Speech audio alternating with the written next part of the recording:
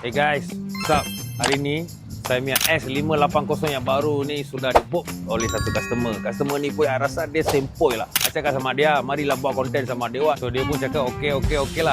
So saya tunggu untuk dia sampai lah sekarang ni. Aku dah sampai lah. Tapi macam tak betul yo.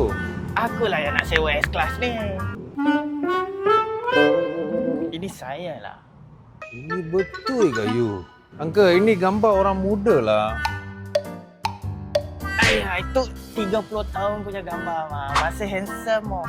30 tahun kah? Hantarlah gambar semasa Uncle. Nanti takut you suka sama saya. Suka? Aduh, apa ah?